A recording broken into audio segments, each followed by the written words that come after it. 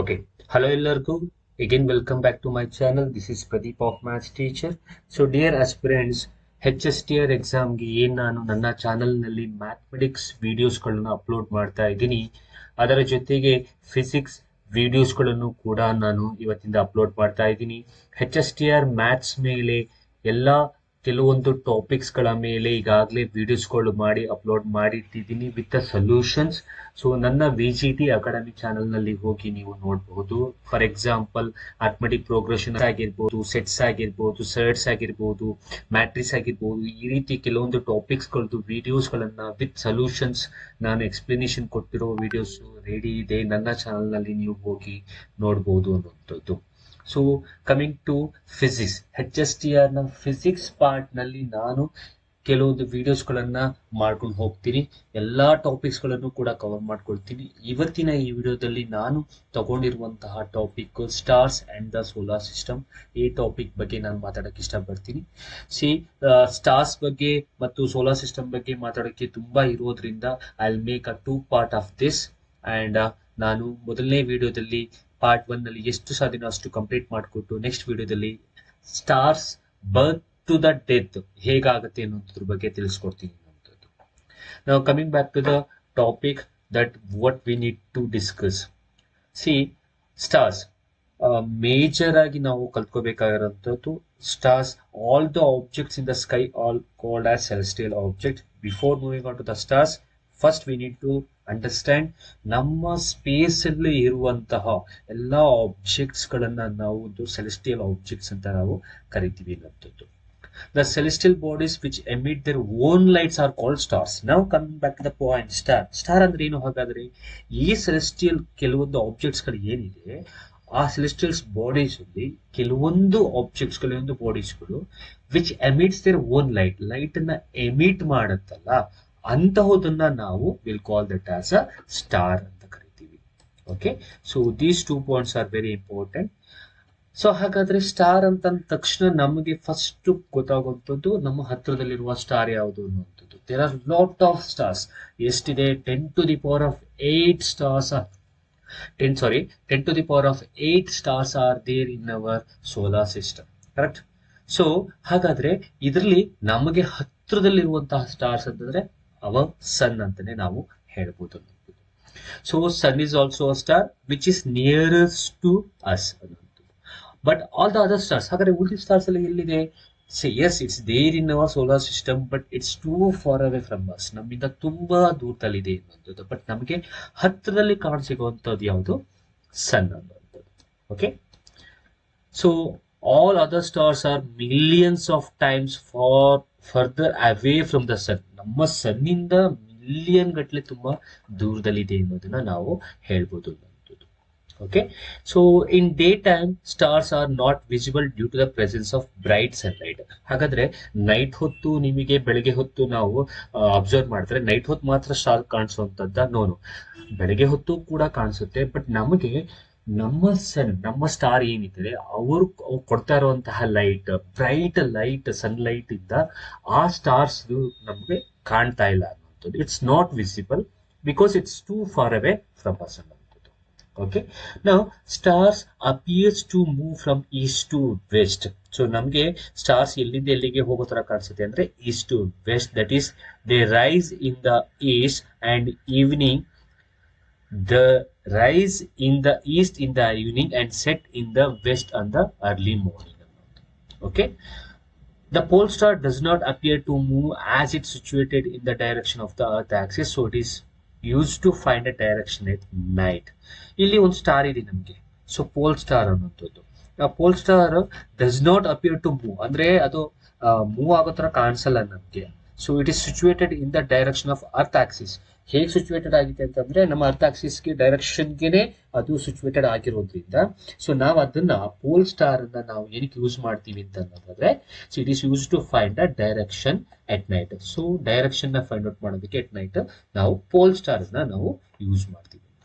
Okay, ಇಷ್ಟು simple ಆಗಿ stars ಬಗ್ಗೆ ನಾನು ಆಗ್ಲೇ ಹೇಳಿದೆ. So birth to death of a star ಇದೆ, ಅದು ಇಂಪಾರ್ಟೆಂಟ್, ಅದು ಕೂಡ ನಾನು ಎಕ್ಸ್ಪ್ಲೇಷನ್ ಕೊಡ್ತೀನಿ. Now coming back to the next topic, constellation. Now this is important. See, constellations ಅನ್ನುವಂಥದ್ದು ಏನು?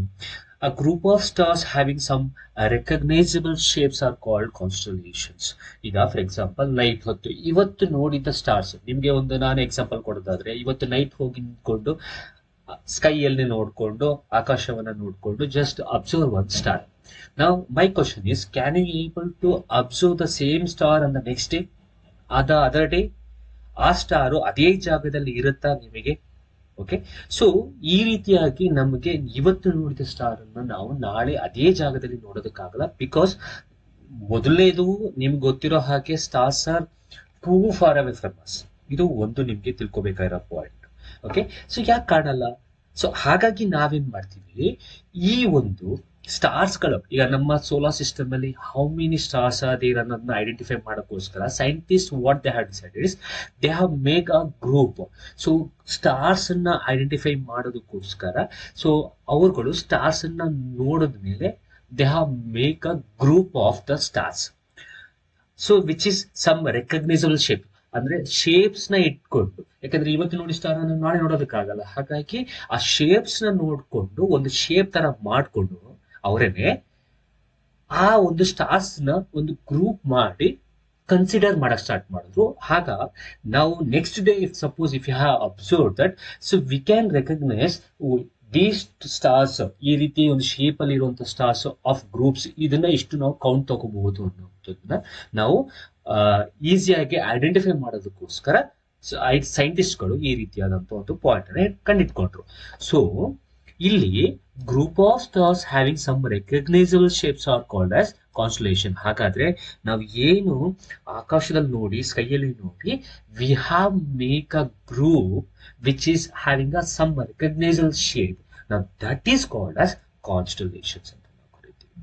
ಓಕೆ, ಸೊ ಕೆಲವೊಂದು ಕಾನ್ಸ್ಟಲೇಷನ್ಸ್ ನ ನಾವು ಹೇಳೋದಾದ್ರೆ that is very important. It's Ursa Major, it's also known as big diaper, and also it's called as Saptarishi. Okay, it can be seen in summer time in the early part of the night. So ಇದು ಯಾವಾಗ ಕಾಣಿಸುತ್ತೆ ಅಂತಂದ್ರೆ summer time ಅಲ್ಲಿ early part of the night time ಅಲ್ಲಿ ನಮ್ಗೆ Ursa major ಅನ್ನುವಂತಹ ಒಂದು constellation ನಮ್ಗೆ ಕಾಣಿಸುತ್ತೆ ಅನ್ನುವಂಥದ್ದು. ಓಕೆ, ನೆಕ್ಸ್ಟ್ ಬರೋದಾದ್ರೆ ಕೆಲವೊಂದು ಕಾನ್ಸ್ಟಲೇಷನ್ಸ್ ಬಗ್ಗೆ ನಾವು ಮಾತಾಡೋದಾದ್ರೆ, there are 7 okay, so we'll discuss about the next one. Orion, it's also very important. It is also called as hunter. Now it's very important, it's also called as hunter and can be seen during winter in the late evening. ಅದು ಸಮ್ಮರ್ಲಿ ನಾವು ನೋಡಿದ್ರೆ Ursa major ನ, Orion ನ ನಾವು ಇನ್ನೊಂದು name ಇಂದ ಕರಿತೀವಿ, that is called as hunter, and can be seen during winter. ಯಾವಾಗ ಕಾಣಿಸುತ್ತೆ ನಿಮ್ಗೆ? ವಿಂಟರ್ ಅಲ್ಲಿ, ಅದು ಅಟ್ ದ ಲೇಟ್ ಈವ್ನಿಂಗ್ ನಮ್ಗೆ ಓರಿಯನ್ ಅನ್ನೋದು ಕಾಣಿಸುತ್ತೆ. It has 7 or 8 star. ಹಾಗಾದ್ರೆ ಈ ಒಂದು ಓರಿಯನ್ ಈಗ ನಾವು ಒಂದು ಗ್ರೂಪ್ ಮಾಡಿದೀವಿ, so it's called as constellation. ಅದರಲ್ಲಿ ನಾವು ಒಂದು ನೇಮ್ ಕೊಟ್ಟಿದ್ದೀವಿ ಓರಿಯನ್. ಈ ಓರಿಯನ್ ನ ಒಳಗೆ, ಈ ಓರಿಯನ್ ಕಾನ್ಸ್ಟಲೇಷನ್ ನ ಒಳಗೆ ಎಷ್ಟು ಸ್ಟಾರ್ಸ್ ಇದೆ? ದೇರ್ ಆರ್ 7 or 8 ಸ್ಟಾರ್ಸ್ ಇದೆ. And the brightest star series is located close to Orion. ನಾವು ಬ್ರೈಟೆಸ್ಟ್ ಸ್ಟಾರ್ ಯಾವುದು ಅಂತ ಹೇಳ್ತೀವಿ ಅಂತಂದ್ರೆ ಇಟ್ಸ್ ಕಾಲ್ಡ್ ಆಸ್ ಸೀರೀಸ್. ಇದು ಓರಿಯನ್ ಅನ್ನೋಂಥ ಕಾನ್ಸ್ಟಲೇಷನ್ ಯಾವ್ದ್ರ ಪಕ್ಕದಲ್ಲಿ ಇದೆ ಅಂತಂದ್ರೆ ಈ ಬ್ರೈಟೆಸ್ಟ್ ಸ್ಟಾರ್ ಸೀರೀಸ್ ನ ಪಕ್ಕದಲ್ಲಿ ಇದೆ ಅನ್ನೋದನ್ನ ನಾವು ಹೇಳ್ಬೋದು. ಓಕೆ, ಸೊ ಈಗ ಇಷ್ಟು ತನಕ ನಾವು ಮಾತಾಡ್ತು ದ ಕಾನ್ಸ್ಟಲೇಷನ್ಸ್ ಗಿಂತ ಮುಂಚೆ star, nearest star will be our sun. ನಾವು ಈಗ ನಮ್ಮ ಸನ್ ಬಗ್ಗೆ ನಾವು ಮಾತಾಡೋಣ. Okay, the sun is nearly this much of kilometer away from the earth. If you have counted the numbers, see unit, tens, 100, 1000, 10,000, lakh, 10 lakh, crore, 10 crore. So therefore it's 15 crore kilometer away from the earth. ನಮ್ಮಿಂದ ಎಷ್ಟು ದೂರಲ್ಲಿ ಇದೆ ಅದು? 15 crore kilometer away from the earth. Okay, and ಈ sun ಇಂದ ಬರುವ lights ಗಳನ್ನ ಅಥವಾ large distance in universe are measured in light years. Light ನ ನಾವು ಈ ಮೆಷರ್ಮೆಂಟ್ ಮಾಡುವಂಥದ್ದು ಹೇಗೆ ಅಂತಂದ್ರೆ ಇನ್ ದ ಲೈಟ್ ಇಯರ್ಸ್ ಅಲ್ಲಿ ನಾವು ಮೆಷರ್ ಮಾಡ್ತೀವಿ. ಡಿಸ್ಟೆನ್ಸ್ ಅನ್ನ ನಾವು in the universe will be measured in light years. ಇದ್ರ ಬಗ್ಗೆ ಹೇಳ್ತೀನಿ, ಲೈಟ್ ಇಯರ್ಸ್ ಅಂದ್ರೆ ಏನು ಅನ್ನೋದ್ರ ಬಗ್ಗೆ ನಾವು ಹೇಳ್ತೀನಿ ಅಂತದ್ದು. Okay, it is the distance travelled by light in 1 year. ಅಂದ್ರೆ ಹೇಗೆ ನಾವು ಗೊತ್ತಾಗುತ್ತೆ ಇಷ್ಟು ದೂರದಲ್ಲಿ ಇದೆ ಅಂತ ಹೇಗೆ ಗೊತ್ತಾಗುತ್ತೆ ಅನ್ನೋದನ್ನ ನಾವು ಐಡೆಂಟಿಫೈ ಮಾಡಿದ್ರೆ, ಸೊ ಹಾಗಾದ್ರೆ ಲೈಟ್ ಇಯರ್ ಅಂದ್ರೆ ಲೈಟ್ ಟ್ರಾವಲ್ಡ್ ಇನ್ 1 year. 1 yearಲಿ ಎಷ್ಟು ಲೈಟ್ ಟ್ರಾವೆಲ್ ಮಾಡ್ತು ಅಷ್ಟು ಡಿಸ್ಟೆನ್ಸ್ ಅನ್ನ ತಗೊಳ್ಳೋಂಥದ್ದೇ 1 light year ಅಂತ ನಾವು ಹೇಳ್ತೀವಿ. Okay, so sun is the source of almost all energy on the earth. ನಿಮ್ಗೆ ಗೊತ್ತು, ಅರ್ತ್ ಅಲ್ಲಿ ನಮಗೆ sun is the almost source of all energy ಅನ್ನೋದನ್ನ ನಾವು ಹೇಳ್ಬೋದು. Coming back to the planets. So ಹಾಗಾದ್ರೆ we have some solar system. ನಮಗೊಂದು solar system ಇದೆ. ಆ ಸೋಲಾರ್ ಸಿಸ್ಟಮ್ ನೊಳಗೆ ನಾರ್ಮಲ್ ಆಗಿ ನಾವು ಕಲಿಯೋದಾದ್ರೆ ಚಿಕ್ಕ ವಯಸ್ಸಿಂದ ಕಲ್ತ್ಕೊಂಡ್ಬಂದಿರೋದು, ಟೀಚರ್ಸ್ ಗಳೆಲ್ಲ ಹೇಳ್ಕೊಂಡ್ಬಂದಿರೋದು, ಸೋಲಾರ್ ಸಿಸ್ಟಮ್ ಇದೆ. ಸೋಲಾರ್ ಸಿಸ್ಟಮ್ ಅಲ್ಲಿ ಒಂದು ಸನ್ ಇದೆ, and we have 8 planets, and also we have lot of other celestial bodies. Not only planets, stars ಮತ್ತು ಸನ್ ಇಷ್ಟೇ ಇಲ್ಲ ನಮ್ಮ ಸೋಲಾರ್ ಸಿಸ್ಟಮ್ ನ ಒಳಗೆ. ಓಕೆ, ಬಟ್ ಸೋಲಾರ್ ಸಿಸ್ಟಮ್ ನ ಒಳಗೆ ಈಗ ನಾರ್ಮಲ್ ಆಗಿ ನಾವು ಸೋಲಾರ್ ಸಿಸ್ಟಮ್ ಅಂತ ಹೇಳಿದಾಗ ಸೆಲೆಸ್ಟಿಯಲ್ ಬಾಡೀಸ್ ಕೂಡ ಆಡ್ ಮಾಡ್ಕೋತೀವಿ. So the planets do not emit their own light. So ಪ್ಲಾನೆಟ್ಗೂ ಸ್ಟಾರ್ಸ್ಗೂ ಇರೋ ಡಿಫ್ರೆನ್ಸ್ ಇದೆ. ಸೊ ಸ್ಟಾರ್ಸ್ ಏನಾಗುತ್ತೆ, emits their light, but planets will not emit their own light. A planet has definite path. ಅಂದ್ರೆ ಅದಕ್ಕೆ ಆದಂತ ಒಂದು ಪಾತ್ ಇದೆ, ಒಂದು ದಾರಿ ಇದೆ ಅನ್ನೋದು. Because you know that planets revolves around the sun. ಸನ್ನ ಸುತ್ತ ತಿರುಗುತ್ತೆ ಅಲ್ಲ. So besides So besides revolving around the sun, our planets also rotates on its own axis. Planets ಸನ್ನನ ಸುತ್ತನೂ ಕೂಡ ಸುತ್ತುತ್ತೆ, ಜೊತೆಗೆ ತನ್ನ ಸುತ್ತನೂ ಕೂಡ ಸುತ್ತುತ್ತೆ ಅನ್ನುವಂಥದ್ದು. Now this solar system has 8 planets revolving in different orbits. ನಮ್ಮ ಸೋಲಾರ್ ಸಿಸ್ಟಮ್ ಅಲ್ಲಿ 8 planets ಇದೆ. ಅದು ಸನ್ನನ ಸುತ್ತ ಸುತ್ತುತ್ತೆ, but in a different orbits, not in a same orbits. Okay,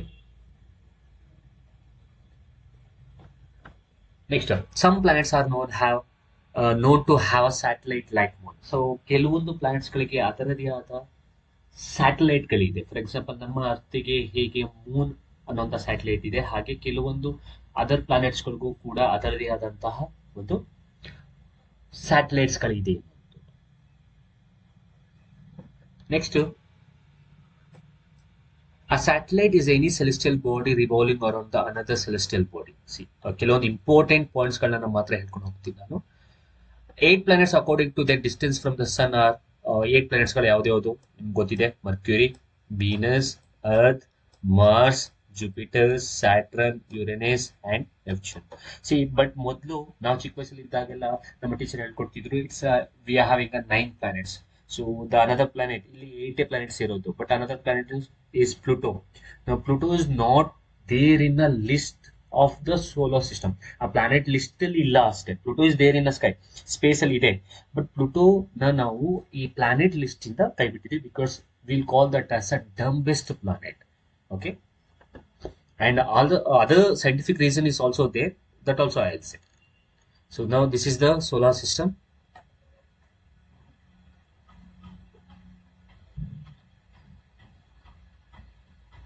So this is the solar system diagram.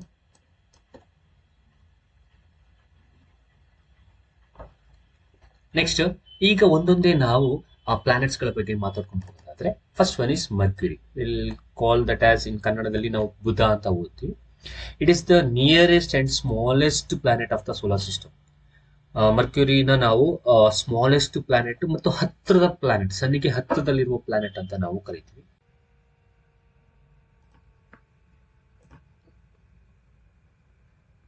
So Mercury is the second densest planet due to being composed mainly of heavy metals and rock. So ಇದೊಂದು point ನ ನೀವು ತಲೆ ಇಟ್ಕೊಂಡಿರಿ, because ಇದರೊಳಗೆ ನಮಗೆ heavy metals ಮತ್ತು racks ಗಳು ಕಾಣಸಿಗೋದ್ರಿಂದ will call like that ಅನ್ನುವಂಥದ್ದು. Next, ಎರಡನೇ ಪ್ಲಾನೆಟ್ಗೆ ಹೋಗೋದಾದ್ರೆ ವೀನಸ್, ಕನ್ನಡದಲ್ಲಿ ಶುಕ್ರ ಗ್ರಹ ಅಂತ ನಾವು ಕರಿತೀವಿ ಅನ್ನುವಂಥದ್ದು. It is the earth nearest planetary neighbour and brightest planets in the night sky. Night ಅಲ್ಲಿ ನಿಮಗೆ ಕಾಣಸಿಗುವಂತಹ ಬ್ರೈಟೆಸ್ಟ್ ಪ್ಲಾನೆಟ್ ಯಾವುದು ಅಂತಂದ್ರೆ it is called as Venus ಅಂತ ನಾವು ಹೇಳ್ತೀವಿ ಅಂತದ್ದು. It is called as morning or evening star. ಇದು ಒಂದು ಪಾಯಿಂಟ್ ತಿಳ್ಕೊಳ್ಳಿ. Brightest star in the night is Venus, also as well as morning or evening star ಅಂದ್ರೆ ಯಾವುದು ಅಂತ ಕೇಳ್ಬೋದು. ಸೊ ಇಟ್ಸ್ ಕಾಲ್ಡ್ ಆಸ್ ಈ ವೀನಸ್ ಅನ್ನುವಂಥದ್ದು. Okay, but it's not a star and it rotates from east to west and having no satellites. ಇದಕ್ಕೆ satellite ಇಲ್ಲ. ಹಾಗೆ ಇದು ಹೇಗೆ ರೊಟೇಟ್ ಆಗುತ್ತೆ ಅಂತಂದ್ರೆ ಈಸ್ಟ್ ಇಂದ ವೆಸ್ಟಿಗೆ ರೊಟೇಟ್ ಆಗುತ್ತೆ ಆನ್ ಇಟ್ಸ್ ಓನ್. ಈಗ ಮೂರನೇದಕ್ಕೆ ಬರೋದಾದ್ರೆ the third one is the earth and ಪೃಥ್ವಿ ಅಂತ ಕನ್ನಡದಲ್ಲಿ ಏನ್ ಹೇಳ್ತೀವಿ, ನಾವು ಇರುವಂತಹ ಜಾಗ ಅನ್ನುವಂಥದ್ದು. It is the only planet in the solar system where life exist ಅನ್ನುವಂಥದ್ದು. ದಿಸ್ ಈಸ್ ಬಿಕಾಸ್ ಆಫ್, ಯಾಕೆ ನಾವು ಈ ಅರ್ಥದಲ್ಲಿ ಇದ್ದೀವಿ, ಬಿಕಾಸ್ ನಾವು ಉಳಿಯೋದಕ್ಕೆ ಕಾರಣ ಅಥವಾ ನಾವು ಜೀವಿಸೋದಕ್ಕೆ ಕಾರಣ ನಮಗೆ ಬೇಕಾಗಿರುವಂತಹ ಗಾಳಿ, ಏರ್ ಆಗಿರ್ಬೋದು, ವಾಟರ್ ಆಗಿರ್ಬೋದು, ನೀರಾಗಿರ್ಬೋದು, ಎಲ್ಲವೂ ಕೂಡ ನಮಗೆ ಈ ಅರ್ತ್ ನಲ್ಲಿ ಸಿಗ್ತಾ ಇದೆ ಅನ್ನುವಂಥದ್ದು. ಮತ್ತು ವಿ ಹ್ಯಾವ್ ಎನ್ವೈರನ್ಮೆಂಟ್. ಸೊ ನಮಗೆ ಎನ್ವೈರನ್ಮೆಂಟ್ ಕಂಡೀಷನ್, ನಮಗೆ ಜೀವಿಸೋದಕ್ಕೆ ಬೇಕಾಗಿರುವಂತಹ ಎನ್ವೈರನ್ಮೆಂಟ್ ನಮಗೆ ಸಿಗ್ತಾ ಇದೆ ಅನ್ನುವಂಥದ್ದು. Okay, so having a right temperature ಆಗಿರ್ಬೋದು, ರೇಂಜ್ ಆಗಿರ್ಬೋದು, ಪ್ರೆಸೆನ್ಸ್ ಆಫ್ ವಾಟರ್ ಆಗಿರ್ಬೋದು, ಸೂಟೇಬಲ್ ಅಟ್ಮಾಸ್ಫಿಯರ್ ಆಗಿರ್ಬೋದು, ಬ್ಲಾಂಕೆಟ್ ಆಫ್ ಓಝೋನ್. ಓಝೋನ್ ಬಗ್ಗೆ ನಿಮ್ಗೆ ಗೊತ್ತಿದೆ. ಸೊ ಯು ವಿ ರೇಡಿಯೇಷನ್ ತಡೆಯೋದಕ್ಕೆ, ಅಲ್ಟ್ರಾವೈಲೆಟ್ ರೇಡಿಯೇಷನ್ ತಡೆಯೋದಕ್ಕೆ ಇರುವಂಥದ್ದು. ಸೊ ಹಾಗಾಗಿ ಸೊ ಈ ತರ ಎಲ್ಲವೂ ಕೂಡ ನಮ್ಮ ಅರ್ತ್ ಅಲ್ಲಿ ಇರೋದ್ರಿಂದ ನಮ್ಮಲ್ಲಿ ಅರ್ತ್ ನಲ್ಲಿ ಮಾತ್ರ ಲೈಫ್ ಎಕ್ಸಿಸ್ಟ್ ಆಗುತ್ತೆ ಇರುವಂಥದ್ದು. Okay, next earth appears blue-green in color from the space due to the reflection of light from water and land mass on its surface. So Earth appears from blue-green in color from the space. Space ಇಂದ ನೋಡಿದಾಗ ಯಾವ ತರ ಕಾಣಿಸುತ್ತೆ ಅಂತಂದ್ರೆ blue-green color ಅಲ್ಲಿ ನಮಗೆ ಕಾಣಿಸುತ್ತೆ ಅನ್ನುವಂಥದ್ದು. Next, Earth has one natural satellite. ಅದು ನಿಮ್ಗೆ ಈಗಾಗಲೇ ಗೊತ್ತಿದೆ. That is called as Moon ಅನ್ನುವಂಥದ್ದು. The Earth is the densest planet in the solar system. ಅದು ಕೂಡ ನಿಮ್ಗೆ ಗೊತ್ತಿದೆ. So Earth is an oblate spheroid. See, it's not in a circular shape. So ಅದೊಂದು ತಿಳ್ಕೊಳ್ಳಿ. It's not in a circular shape. We'll call that as in a spherical shape ಅಂತಲೂ ನಾವು ಹೇಳೋಕ್ಕಾಗಲ್ಲ. Spherical shape ಅಲ್ಲಿ ಅಂತಂದ್ರೆ ಎಕ್ಸಾಕ್ಟ್ಲಿ ರೌಂಡ್ ಆಗಿಲ್ಲ ಅನ್ನುವಂಥದ್ದು. Okay, next this are the few points based on earth. So ಕೆಲವೊಂದು ಪಾಯಿಂಟ್ಸ್ಗಳು ನಿಮಗೆ ಇಂಪಾರ್ಟೆಂಟ್ ಆಗಿರುವಂಥದ್ದು. So based on earth, so ultraviolet radiation ತಡೆಯುವಂಥದ್ದು ozone.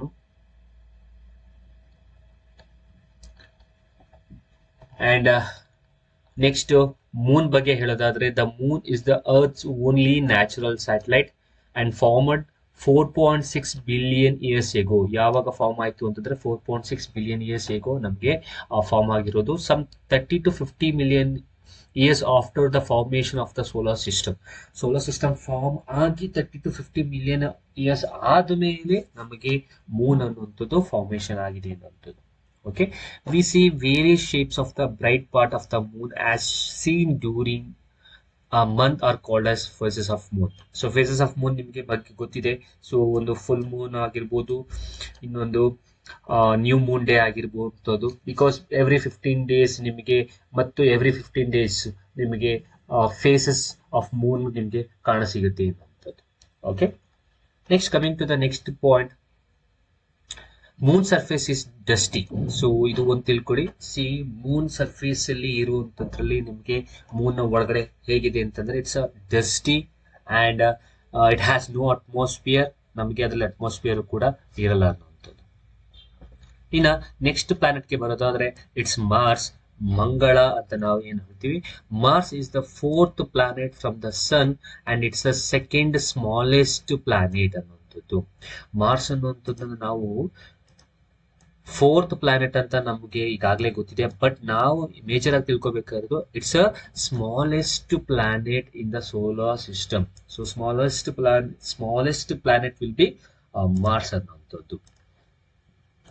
Mars has largest dust storms in the solar system. Mars ನ ಒಳಗೆ ತುಂಬಾ ಲಾರ್ಜೆಸ್ಟ್ ಡಸ್ಟ್ ಸ್ಟ್ರೋಮ್ಸ್ ಇದೆ ಎನ್ನುವಂಥದ್ದು. And Mars is a rocky body but about half the size of the earth. ಸೊ ಯಾವ ತರ ಇದೆ ಅಂತಂತಂದ್ರೆ ಮಾರ್ಸ್ ನ ಒಳಗೆ ಆಲ್ಮೋಸ್ಟ್ ಆಲ್ ಬಾಡಿ ಎಲ್ಲವೂ ಕೂಡ ರಾಕ್ ಶೇಪ್ ಅಲ್ಲಿ ಇದೆ with half the size of the earth. ಯಾವ ತರ ಸೈಜ್ ಇದೆ ಅಂದ್ರೆ ಅರ್ತ್ ನ ಸೈಜ್ದು ಅರ್ಧದಷ್ಟು ಇರುವಂತದ್ದು ಮಾರ್ಸ್ ಅನ್ನುವಂಥದ್ದು. Okay, and also Mars appears slightly reddish, so it is called as red planet. Now, this is important. ಸ್ವಲ್ಪ ರೆಡ್ಡಿಶ್ ಕಾಣೋದ್ರಿಂದ ನಾವು ಇದನ್ನ ರೆಡ್ ಪ್ಲಾನೆಟ್ ಅಂತ ನಾವು ಕರಿತೀವಿ ಅನ್ನುವಂಥದ್ದು. ನೆಕ್ಸ್ಟ್ ಬಂದ್ರೆ ಜುಪಿಟರ್. ಜುಪಿಟರ್ ಅನ್ನುವಂಥದ್ದು ನೆಕ್ಸ್ಟ್ ನಮ್ಮ ಪ್ಲಾನೆಟ್ ಲಿಸ್ಟ್ ನಲ್ಲಿ ಬರುವಂತದ್ದು. The planet Jupiter is the 5th planet from the sun and is 2.5 times more massive than all the other planets in the solar system combined. ಎಲ್ಲಾ ಬೇರೆ solar system ಅಲ್ಲಿರುವ ಎಲ್ಲಾ planets ಗಳನ್ನ ನಾವು combine ಮಾಡಿ 2.5 times more ಜಾಸ್ತಿ mass ಇರುವ planet ಅಂತ ತಗೊಂಡ್ರೆ, ಎಲ್ಲಾ ಮಾಸ್ ಗಳನ್ನು ಎಲ್ಲಾ ಪ್ಲಾನೆಟ್ಸ್ ಗಳನ್ನು ನಾವು ಕಂಬೈನ್ ಮಾಡಿ ಏನ್ ಮಾಸ್ ತಗೊಳ್ತೀವಿ ಅದಕ್ಕಿಂತ 2.5 times ಮೋರ್ ಮಾಸ್ ಇರುವಂತಹ ಪ್ಲಾನೆಟ್ ಜುಪಿಟರ್ ಅನ್ನುವಂಥದ್ದು. And it is made primarily of gases, therefore it is known as gas gained. ಒಳಗೆ ತುಂಬಾ ಗ್ಯಾಸಿಯಸ್ ಇರೋದ್ರಿಂದ it is called as gas giant ಅನ್ನೋದು.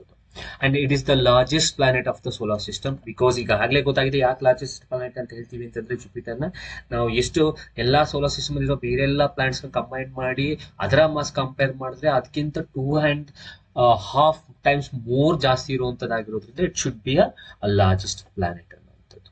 ಓಕೆ, ಸೊ ಯಾವ ತರ ಎಷ್ಟು ಜೋಡಿಸಬಹುದು ನಮ್ಮ ಅರ್ತ್ಗೆ ಕಂಪೇರ್ ಮಾಡ್ಕೊಂಡ್ರೆ ಜುಪಿಟರ್ ಎಷ್ಟು ದೊಡ್ಡದು ಅಂತಂದ್ರೆ about 1300 earth can be place inside the Jupiter. ಎಷ್ಟು ದೊಡ್ಡದು ಅಂತ ನೀವೇ ಅರ್ಥ ಮಾಡ್ಕೊಳ್ಳಿ. ಒಳಗೆ ಜುಪಿಟರ್ ನ ಒಳಗೆ 1300 ಅರ್ತ್ ನ ಒಳಗೆ ಫಿಕ್ಸ್ ಮಾಡಿದಾಗ ನಮ್ಗೆ ಸಿಗುವಂತದ್ದು ಒಂದು ಜುಪಿಟರ್ ಅನ್ನೋದು. Okay, and mass of the Jupiter is about 318 times that of earth. So ಅರ್ತ್ಗಿಂತ 318 times ಜಾಸ್ತಿ ಇದೆ ಅನ್ನುವಂಥದ್ದು. Okay, it has a large number of satellites among which 4 are visible from the telescope easily. It has ತುಂಬಾ satellites ಇದೆ, ಅದರಲ್ಲಿ ನಮಗೆ ಕಣ್ಣು ಕಾಣಿಸುವಂಥದ್ದು 4 ಅನ್ನುವಂಥದ್ದು. And it has a faint ring around it. ಅದನ್ನ ಸುತ್ತ ನಮಗೆ ಒಂದು ರಿಂಗ್ ಇರುತ್ತೆ. Next Saturn. Saturn is the second largest planet. So first largest planet is Jupiter and second largest planet is Saturn. And it is also best known for its fabulous ring system. See, ಇಲ್ಲೂ ಕೂಡ ring system ಅಂತ ಇದೆ, but it's a faint rings around it. ಅಂದ್ರೆ faint ring ಅದ್ರೊಳಗೆ ಅದ್ರ ಸುತ್ತ ಇರುತ್ತೆ ಅಂತ ಅನ್ನೋದು. ಬಟ್ ನಮ್ಗೆ ನಿಜವಾಗ್ಲೂ ಆಕ್ಚುಲ್ ಆಗಿ ಎಲ್ಲಾ ಪ್ಲಾನೆಟ್ ಗಳಿಗೆ ಕಂಪೇರ್ ಮಾಡಿದ್ರೆ ನಿಜವಾಗ್ಲೂ ರಿಂಗ್ ಇರುವಂತಹ ಒಂದು ಸ್ಟ್ರಕ್ಚರ್ ಇರುವಂತಹ ಒಂದು ಪ್ಲಾನೆಟ್ ಅಂತಂದ್ರೆ ಇಟ್ಸ್ ಕಾಲ್ಡ್ ಆಸ್ ಸ್ಯಾಟರ್ನ್. ನೀವು ಎಲ್ಲ ಸೋಲಾರ್ ಸಿಸ್ಟಮ್ ನ ಬರಿಬೇಕಾದ್ರೆ ಶನಿ ಗ್ರಹವನ್ನ ಅಥವಾ ಸ್ಯಾಟರ್ನ್ ನ ಬರಿಬೇಕಾದ್ರೆ ಆ ಶನಿ ಗ್ರಹದ ಸುತ್ತ ಅಥವಾ ಸ್ಯಾಟರ್ನ್ ನ ಸುತ್ತ ರಿಂಗ್ ಸಿಸ್ಟಮ್ ಇರೋದನ್ನ ನೀವು ಅಬ್ಸರ್ವ್ ಮಾಡಿರ್ತೀರಾ. So therefore fabulous ring system ಈ ಒಂದು ಸ್ಯಾಟರ್ನ್ಗೆ ಇದೆ ಅನ್ನುವಂಥದ್ದು. Saturn is a gas gate. ಹೇಗೆ ನಾವು ಜುಪಿಟರ್ ನ ಗ್ಯಾಸ್ ಗೇಟ್ ಅಂತ ಕರಿತೀವಿ, ಅದೇ ತರ Saturn is also gas gate. And it is composed of similar gases including hydrogen, helium and methane. So ಯಾವ್ದು ಇದೆ gaseous ಅಂತಂದ್ರೆ hydrogen, helium and methane ಇದೆ ಅನ್ನೋದು. Okay, Saturn is the flattest planet. Now this is important. Flattest planet is Saturn ಅನ್ನೋದು. Next, Saturn appears yellowish in color. It has a large number of satellites and some beautiful rings around it. So Saturn ಕೆಲವೊಂದ್ಸಲ yellowish color appears yellowish in color. Saturn is least dense among all the planets. So ಎಲ್ಲದಕ್ಕೂ compare ಮಾಡಿದ್ರೆ least dense ಇರುವಂತದ್ದು ಯಾವ್ದ್ರಲ್ಲಿ ಅಂತಂದ್ರೆ Saturn ನ planet ಅಲ್ಲಿ. Next coming back to the next planet Uranus ಅನ್ನುವಂಥದ್ದು. So Uranus ಬಗ್ಗೆ ನಾವು ಓದೋದಾದ್ರೆ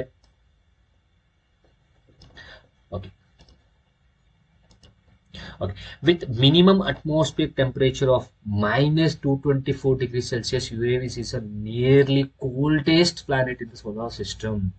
So ಅದರೊಳಗೆ ಟೆಂಪರೇಚರ್ ಎಷ್ಟಿರುತ್ತೆ ಅಂತಂದ್ರೆ -224 ಸೆಂಟಿಗ್ರೇಡ್ ಟೆಂಪರೇಚರ್ ಇರುತ್ತೆ, ಸೆಲ್ಸಿಯಸ್ ಟೆಂಪರೇಚರ್ ಇರುತ್ತೆ. ಹಾಗಾಗಿ will call this as coldest planet. Okay, thus it is often referred to as an ice gate. So ಒಳಗೆ ಅಷ್ಟು -224 ಇತ್ತು ಅಂತಂದ್ರೆ we need to call that as ice gate ಅನ್ನೋದು. Uranus has an atmosphere which is mostly made up of hydrogen and helium. ಅದಕ್ಕೂ ಕೂಡ atmosphere ಇದೆ and which is made up of hydrogen and helium and small amount of methane. And Uranus has 13 known rings, and Uranus has 27 moons. How many moons are there? The moons means it's a satellites. So 27 satellites are there. And Uranus rotates from east to west, has highly tilted axis that its motion appears to roll on its sides. ಅಂದ್ರೆ Uranus rotates from east to west. East ಇಂದ west ಗೆ ನಮಗೆ rotate ಆಗುತ್ತೆ and ಎಷ್ಟು ಒಂದು ಸ್ವಲ್ಪ tilt ಆಗಿ axis ಅಲ್ಲಿ ತನ್ನ axis ಅಲ್ಲಿ ಅದು appears to roll ಆಗೋ ತರಹ ಕಾಣೋ ತರದಲ್ಲಿ ಅದು ಈಸ್ಟ್ ಇಂದ ವೆಸ್ಟ್ ಗೆ rotate ಆಗುತ್ತೆ. Next planet Neptune. Neptune is the 8th planet from the sun, making it the most distance from the solar system. See, nanonu point helide, why Pluto is not in the list of the planet, solar system na planet list alli yakilla antandre Neptune ಎಷ್ಟು ದೂರದಲ್ಲಿ ಇದೆ ಅಂತಂದ್ರೆ Neptune is the most distance in the solar system, distant in the solar system ante. ಹಾಗಾದ್ರೆ Pluto ಆ Neptune ಗಿಂತ ಇನ್ನೂ ತುಂಬಾ ದೂರದಲ್ಲಿ ಇದೆ. So therefore for that reason ನಾವು ಪ್ಲೂಟೋನ ಪ್ಲಾನೆಟ್ ಲಿಸ್ಟಿನಿಂದ ನಾವು ತೆಗೆದು ಹಾಕಿದೀವಿ ಅನ್ನೋದು ಅಷ್ಟೇ. ಓಕೆ, ನಾವು coming back to the Neptune ಬಗ್ಗೆ ಓದೋದಾದ್ರೆ, so it has Neptune has a very thin collection of 6 rings. So ಹಾಗೆ ಇದರ ಜೊತೆಲಿ ನಮಗೆ 14 moons or 14 satellites will be there ಅನ್ನೋದು. ಓಕೆ, ಇಷ್ಟು ನಿಮಗೆ ಪ್ಲಾನೆಟ್ಸ್ ಬಗ್ಗೆ 8 ಪ್ಲಾನೆಟ್ಸ್ ನ ಬಗ್ಗೆ ನಾವು ಮಾತಾಡಿದ್ದು, ಕೆಲವೊಂದು ಇಂಪಾರ್ಟೆಂಟ್ ಪಾಯಿಂಟ್ಸ್ ಗಳ ಬಗ್ಗೆ ನಾವು ಮಾತಾಡಿದ್ದು. ಅಂಡ್ ಮೋರ್ ಓವರ್ ಇದ್ರದ್ದು PDF ಬೇಕು ಅಂತಂದ್ರೆ I can share it in the description. You can go and you can download the PDF ಅನ್ನುವಂಥದ್ದು. ಓಕೆ, ನೆಕ್ಸ್ಟ್ ನಾವು ಮಾತಾಡುವಂಥದ್ದು asteroids. I said no, so there are not only the planets, not only the stars ಏನಿದೆ, sun ಇದ್ದಾನೆ, plus ನಮ್ಮಲ್ಲಿ stars ಇದ್ದಾರೆ, planet ಇದ್ದಾರೆ, ಅದರ ಜೊತೆಗೆ ಸ್ಯಾಟಲೈಟ್ಸ್ ಇದೆ, ಅದರ ಜೊತೆಗೆ ಸೆಲೆಸ್ಟಿಯಲ್ಸ್ ಬಾಡೀಸ್ ಕೂಡ ಏನಿದೆ ಅದರಲ್ಲಿ ಕೆಲವೊಂದು ಬಗ್ಗೆ ನಾವು ಮಾತಾಡೋದಾದ್ರೆ ಅಸ್ಟ್ರಾಯ್ಡ್ಸ್. These are all small celestial bodies found in the gap between the orbits of Mars and Jupiter. Mars ಮತ್ತೆ ಜುಪಿಟರ್ ಸನ್ ಸುತ್ತ ಏನ್ ಸುತ್ತುತ್ತಾ ಇರ್ಬೇಕಾದ್ರೆ ಸುತ್ತುತ್ತಲ್ಲ, ಆ ಸುತ್ತುವಂತಹ ಆರ್ಬಿಟ್ ನ ಆ ಮಧ್ಯದಲ್ಲಿ ನಮಗೆ ಈ ಕೆಲವೊಂದು ಸೆಲೆಸ್ಟಿಯಲ್ ಬಾಡೀಸ್ಗಳು ಕಾಣಸಿಗುತ್ತೆ. ಅದನ್ನೇ ನಾವು ಅಸ್ಟ್ರಾಯ್ಡ್ಸ್ ಅಂತ ಕರಿತೀವಿ. Okay, they are rich in precious metals and other metals as well as water. ಇದು ಕನ್ಸಿಸ್ಟ್ ಆಗಿರುವಂತದ್ದು metals, other metals as well as water consist ಆಗಿರುತ್ತೆ.